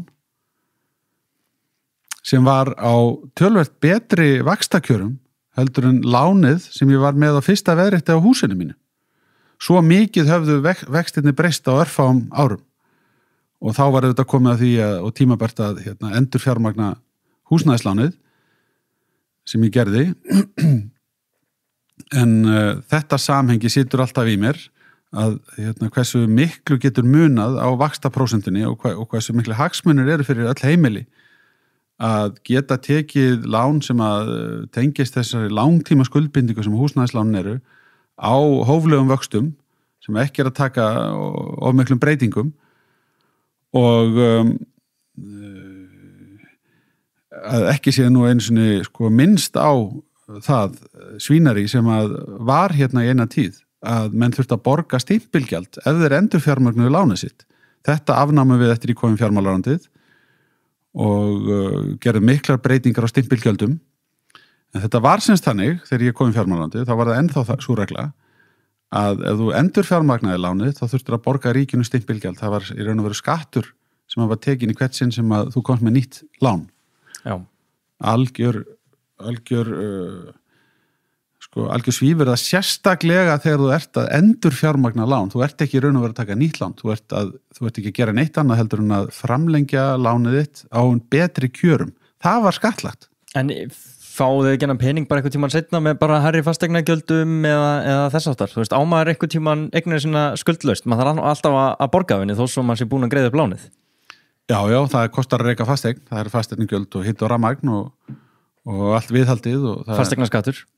Já, fasteignaskattarnir sem að renna til sveitarfélagana. Þannig að það er alveg rétt að það kostar helling að eiga fasteign. En það breytir því ekki að ef við skoðum svona lengri tíma þróun að þá hefur það verið góð fjárfesting að fara í að eignast eigið húsnæði. Það er engin spurning að virði eignana hefur verið að hækka hraðar heldur en vextirnir á lánun eða kostnaðurum við lánin. Einmitt. Mikilvæg spurning, hvernig bíl var þetta sem þú tókst bílalán fyrir? Já, þetta var nú BMW sem að við Þóra keyptum okkur á sínum tíma. Alvöru? Já, það var fínn bíl sko, mjög góður. Þetta var, þetta hafi ekki verið 2005 eitthvað slags. Svartur, vandalega? Nei, þetta var nú silfraði bíl sem ég átti svona rúmlega helmingin í og tók eitthvað lán fyrir líka. Sýnir hvað ég veit mikið um bíla, ég spurði hvernig hann var á litin, sko. Já, hann var silfraður. Silfraður.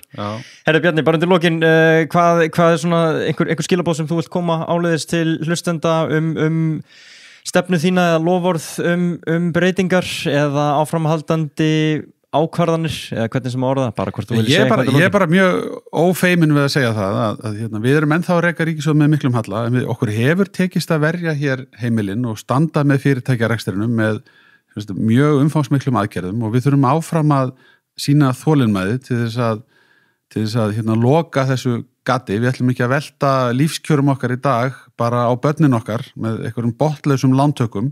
Við erum með plan það að komast út úr þessari stöðu, hætta hallarekstri eftir nokkur ár. Í millitíðinni þá þurfum við að sýna þolinmæði og ég er ekki að boða einhver uppblásin risa kosningalofar. Ég held að þau geti komið í bakið á fólki mikil ný ríkisútgjöld geti á endanum leitt til vaxtahækkana og verðbólgu, það ekki það sem að fólk þarf á að halda, þannig að mín skilaboð eru að ég mun berjast fyrir því að fólk njóti stöðuleikans sem að í boði með réttum ákvörðunum og ef við stöndum saman þá getum við haldið áfram að byggja upp þetta þjóðfélag og ég trúi því einlæglega að við getum saman stuðlað að því að hér verði lífskjör bara best í heimi. Það bara ekkert öðruvísi. Fyrsta flokks heilbrigðisþjónusta, gott vegakerfi, gott skólakerfi, góð félagsþjónusta fyrir þá sem þurfa á því að halda. Við viljum betri aðbúna fyrir eldra fólk, en það okkur að fjölga þarna á efri árum, það svona lýðfræðilega þróunin, en það verður líka vera spennandi að skjóta á rótum á Íslandi og störfin sem að í boði verða þurfa að vera samkeppnishæf í launum og tegundi starfa þurfa að mæta væntingum ungu kynslóðana. Við eigum alveg ofboðslegt tækifæri til þess að vera fyrirmynd í loftslagsmálum og það eru tækifæri á Íslandi til þess að skapa nýjar hugmyndir eða þróa fyrirtæki, þróa lausnir sem að geta átt erindi við allan heiminn. Við getum hjálpað til við að draga úr losun með því að breyta okkar hegðun en líka bjóða fram lausnir með grænni orku. Þannig að þetta allt saman getum við gert. Fólk á að láta sig dreyma stóra hluti á Íslandi en það verður sama tíma að sætta sig við að svona sígandi lukka best.